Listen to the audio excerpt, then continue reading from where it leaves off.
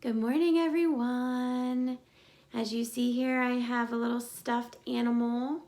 So for today's reading, I want you to grab your favorite stuffed animal and get comfortable as we read. Remember, we're reading Beverly Cleary's Dear Mr. Henshaw, illustrated by Paul O. Zielinski. So if you heard yesterday's reading, you will know that we are in the middle of Lee asking questions or answering the questions that Mr. Henshaw was writing to Lee. So we're starting on November 26th. Dear Mr. Henshaw, if our TV was fixed, I would be looking at Highway Patrol, but it isn't. So here are some more answers from my rotten brain. Haha. 5. Do you have any pets? I do not have any pets. My teacher says always answer questions in complete sentences. When Mom and Dad got divorced and Mom got me, Dad took Bandit because Mom said she couldn't work and look after a dog. And Dad said he likes to take Bandit in his truck because it is easier to stay awake on long hauls if he has him to talk to. I really miss Bandit, but I guess he's happier riding around with Dad. Like the father said in Ways to Amuse a Dog, dogs get pretty bored just lying around the house all day. That is what Bandit would have to do with Mom and me gone so much. Bandit likes to ride. That's how we got him. He just jumped into Dad's cab at a truck stop in Nevada and sat there. He had a red bandana around his neck instead of a collar, so we called him Bandit. Sometimes I lie awake at night listening to the gas station pinging and thinking about Dad and Bandit hauling tomatoes or cotton bales on Interstate 5, and I'm glad Bandit is there to keep Dad awake. Have you ever seen Interstate 5? It is straight and boring with nothing much but cotton fields and a big feedlot that you can smell a long way before you come to it. It is so boring that the cattle on the feedlot don't even bother to moo. They just stand there. They don't tell you that part in school when they talk about California's Great Central Valley. I'm getting writer's cramp from all of this writing. I'll get to number 6 next time. Mom says not to worry about the postage, so I can't use that as an excuse for not answering. Your pooped writer, Lee Botts. November 27th. Dear Mr. Henshaw, here we go again. I'll never write another list of questions for an author to answer, no matter what the teacher says. Number 6. Do you like school? School is okay, I guess. That's where the kids are. The best thing about 6th grade in my new school is that if I hang in, I'll get out. Number 7. Who are your friends? I don't have a whole lot of friends in my new school. Mom says maybe I'm a loner. But I don't know. A new boy in school has to be pretty cautious until he gets to know who's who. Maybe I'm just a boy nobody pays much attention to. The only time anybody paid much attention to me was in my last school when I gave the book report on Ways to Amuse a Dog. After my report, some people went to the library to get the book. The kids here pay more attention to my lunch than they do me. They really watch to see what I have in my lunch because Katie gives me really good things. I wish somebody would ask me over sometime. After school, I stay around kicking a soccer ball with some of the other kids so they won't think I'm stuck up or anything. But nobody ever asks me over. Number 8. Who is your favorite teacher? I don't really have a favorite teacher, but I really like Mr. Fridley. He's the custodian. He's always fair about who gets to pass out milk at lunchtime, and once when we had to clean up after someone who threw up in the hall, he didn't even look mad. He just said, "Looks like somebody's been whooping it up," and started sprinkling sawdust all around. Mom used to get mad at Dad for whooping it up, but she didn't mean throwing up. She meant he stayed too long at that truck stop outside of town. 2 more questions to go. Maybe I won't answer them. So there. Ha ha. Lee Botts. December 1st. Dear Mr. Henshaw, okay, You win, because Mom is still nagging me, and I don't have anything else to do. I'll answer your last 2 questions if it takes all night. Number 9, what bothers you? What bothers me about what? I don't know what you mean. I guess I'm bothered by a lot of things. I'm bothered when someone steals something out of my lunch bag. I don't know enough about the people in the school to know who to suspect.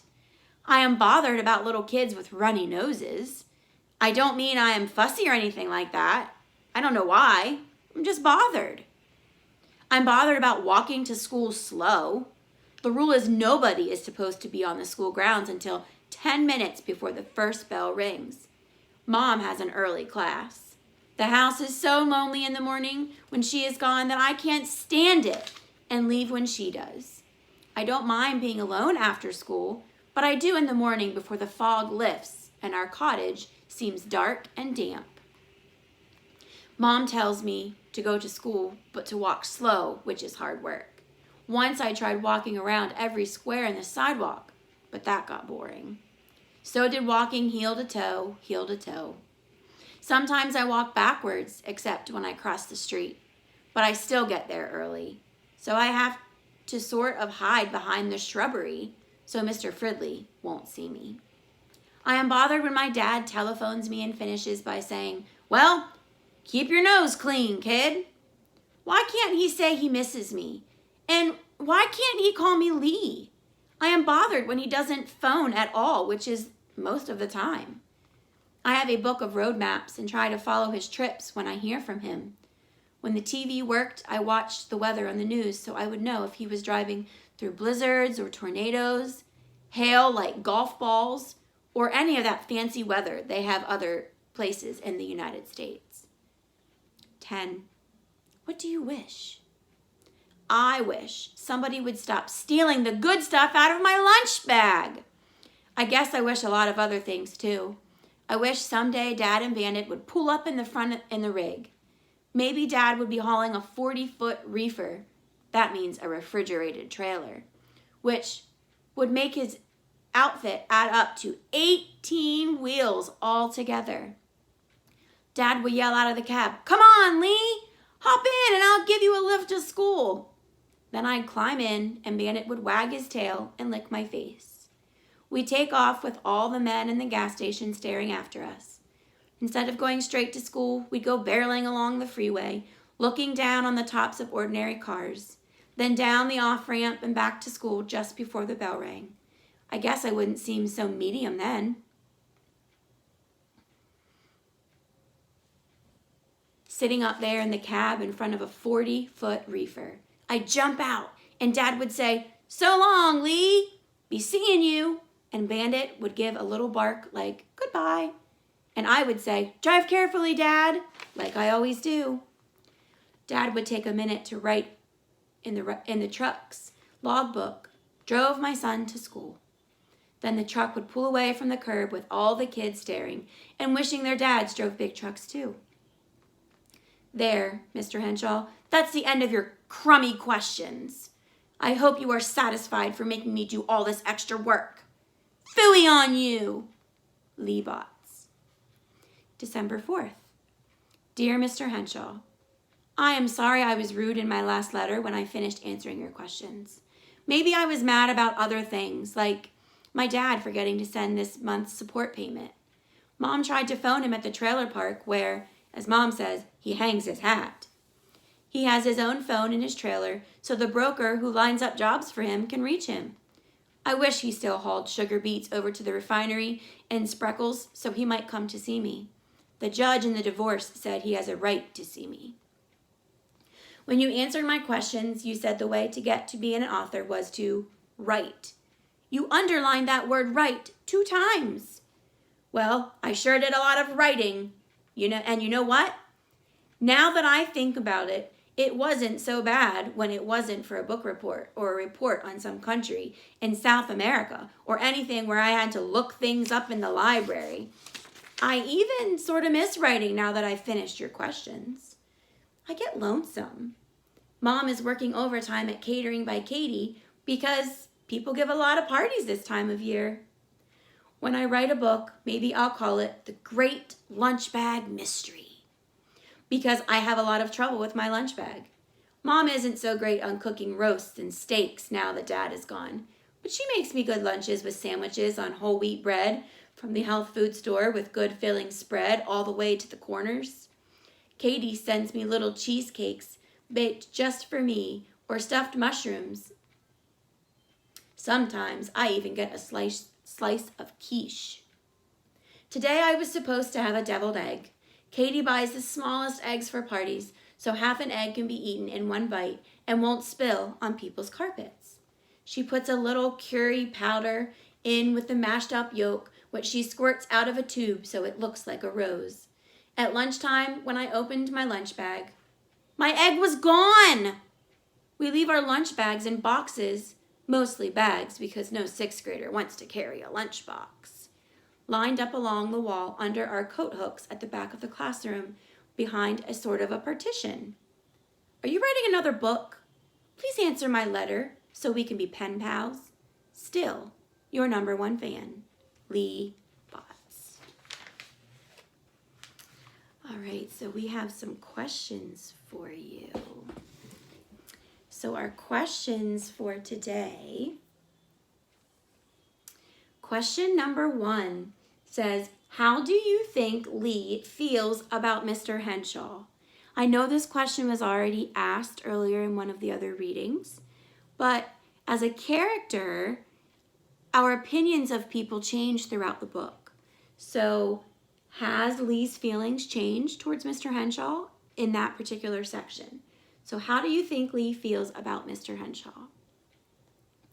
#2, what does Lee mean when he says, hail like golf balls? Where have you heard that word hail before? And what does that actually mean when he says that? Hail like golf balls. 3, what does writer's cramp mean? In the book, Lee says that he got writer's cramp. So what does that mean? #4 says write 3 similes of your own. Remember, a simile is comparing 2 unlike objects using 2 special words like or as.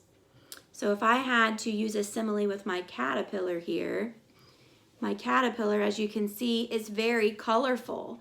So I could say my caterpillar is as colorful as the rainbow. So I'm comparing my caterpillar to the rainbow using the keyword as. Or if I said my pants were black like the night. So I'm comparing my pants to the dark time using the keyword like. So you're going to write 3 similes of your own. 3. And our final question is, I want you to find the meaning of these 3 words. Nagging. It mentioned in this story, in this section, about how Lee's mom was nagging him. Use those context clues. Quiche. It mentioned about sometimes from Katie's catering that he gets a slice of quiche. It's kind of a tricky word. And custodian. I want you to think about the connection. What connections can you make from any of these questions to the book? To other books maybe that we've read or other things we've talked about in class. So here are your 5 questions. I'll give you a second to look over them again.